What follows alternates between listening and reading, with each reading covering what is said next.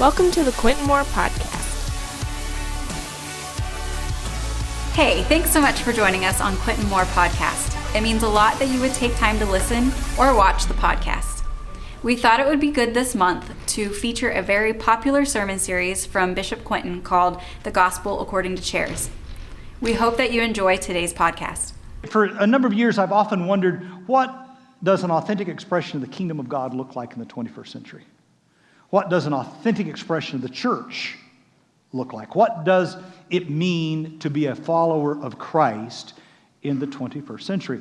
What I've come to realize is that if you have a mutated gospel, if you have a gospel that is slightly altered, it will take you down a trajectory that's not healthy. You understand what I mean by that? If we shoot off an Apollo rocket and we're only a half a bubble off, we'll miss the moon because, right? So it is important to have a pure gospel. It's important to know the message of Jesus Christ in its purest form so that we can hit the mark, right? And my concern at nearly 60 is that we have allowed the culture, we have allowed denominationalism, we have allowed political partisanship, we've allowed nationalism, we've allowed the empire to shape the message. Rather than allowing the message to shape us, we've allowed other voices to shape the message. And sometimes, if we're not careful, we're close, but no tomato. Okay? So I'm going to take and try to do that. Psalm 22, and I think they've got it up here. Psalm 22, you know the psalm because Jesus used it on the cross. Remember, my God, why hast thou forsaken me? You remember that? And most theologians would say that that was what was recorded, but that we know he would have been praying the entire psalm. My God, why hast thou forsaken me? Oh my God, I cry day and night, but you do not answer by night, but I find no rest.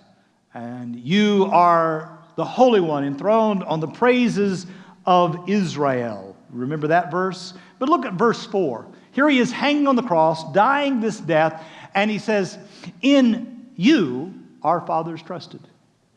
They trusted and you delivered. Wow, that's good. If you trust something and they delivered, that's good news, right?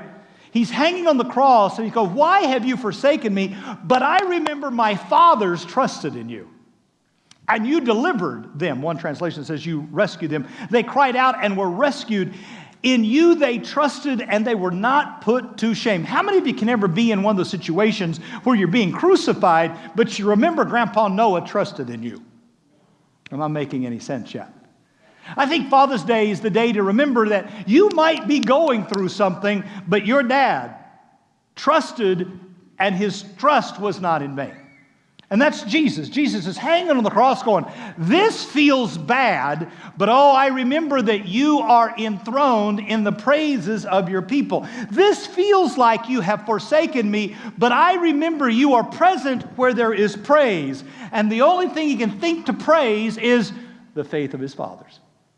Am I making any sense? Right here in this psalm that is recited on the cross. Why have you forsaken me? But my dads trusted in you, and they were rescued, so I think I'll trust in you too. Am I making sense? Sometimes the only thing you can do is remember those that lived before you and go, Grandpa Noah, Grandpa Marion, and Dad.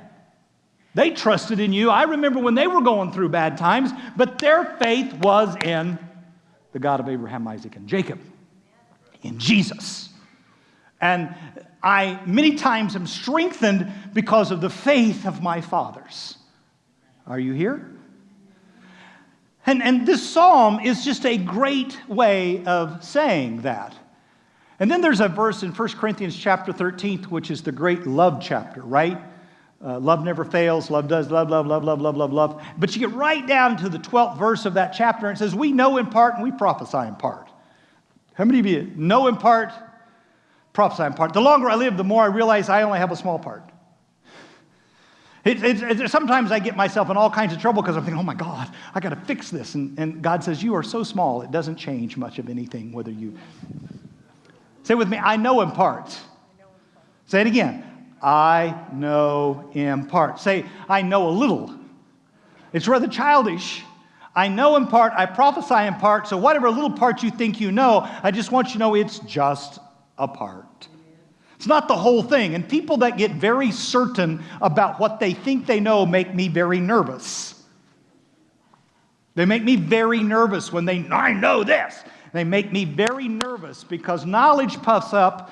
Am I making any sense? I love Paul. He's talking about how love never fails. I know in part, I prophesy in part. But when this is revealed and we see him, then we shall be like him, right? So I'm just saying, all of my life, I realize I'm hoping that something burns up the tapes of previous years. Because I've learned more. I see more. And understand more. And then today, it's important that I note to you that I have grown just a little bit.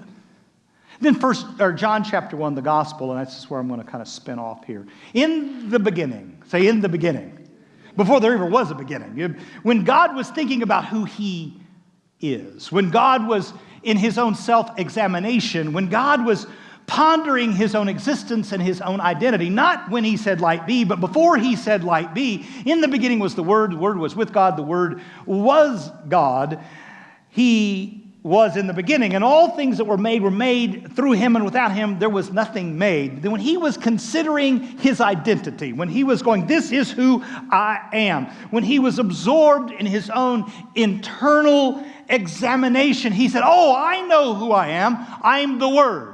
Say the Word. God self-describes himself as the Word. He's not talking about this. There wasn't a printing press. There wasn't Google. There wasn't Kindle. There wasn't Gutenberg. Say, in the beginning, God self-discloses his identity to be the Word. Say, the Word. Now, we know that the Word is another way of saying Jesus, because Jesus is the Word, right? The second part of the Trinity. So in the beginning, God says to himself, I'm Jesus. I'm the Word. And everything that was made by the Word. Nothing was made that was not made except by the Word. Say the Word. Made everything. God self-describes himself as the Word. Say the Word. It's not a book. It's a person. Okay, verse 14. And the Word became, say flesh. Say with me, the Word got in creation. I mean, he didn't just get in creation. He took upon the flesh of Mary. He got in a womb of a woman that he had created by his own ability. He got in the womb of a woman, and her flesh and his deity got so tangled up that you've got Jesus. And so Jesus is born because of the seed of God in the womb of a woman, and now you've got creation and creator so tied together that you can't tell where one starts and the other begins. In other words, the Word became man, and the man is assumed into the Word, and now you got God and man all in the same piece of flesh. Man, he must love the flesh. Contrary to all your religious teaching that God hates the flesh, I wonder why he got in it then. I bet he fed it. Well, I know he did. He offered him fish after he was resurrected. The Word, say with me, the Word got in creation. The Word became flesh, and we beheld his glory. Are you reading the same book I'm reading? And we say his glory. In other words, it's glory when God and creation are united. When God and man are joined together inseparably, then that is glorious. One translation says, that's beautiful. When God gets in what he makes, it is beautiful. Say beautiful. Oh, if you don't believe me, I'll go get Manny, and I'll hold Manny up here. Manny is 6 weeks old, and God's in that baby, and that baby is beautiful, not because I'm looking at the features of his face, but because I know that 6 weeks ago he was speaking a language that I don't remember. He's God breathed. You do understand there's not one person in here that was not fearfully and wonderfully made. Every human being in this room was uniquely, fearfully, wonderfully crafted in the image and the likeness of God. That inside of us is the DNA, the design of a being who said, I am the Word. And in Jesus, we see God revealed, and it says he is full. Say full. Say full. If something's full, how full is it? I'm just asking, what does full mean? Does full mean that's full? Does full mean that is full? Is that full? Well, how about that? I think that's what I would call, oh my God, he's ruining the carpet. Well,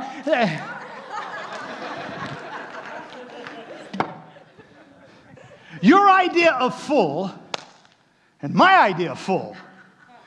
Jesus is full, say overflowing, abundant, everlasting, too much, beyond measure. Say, God in the flesh is too much. It's not just what you can hold, it's more than you can hold. Say, full of grace. Now, if you're full of something, you can't be full of anything else. This is profoundly intelligent. I'm telling you, I got a PhD to say these things. Wow. Huh. I mean, if you're full of water, you can't say full. Say, wait, full of what? What? Unmerited favor, unconditional love, unearned embrace. I mean, God's disposition is grace.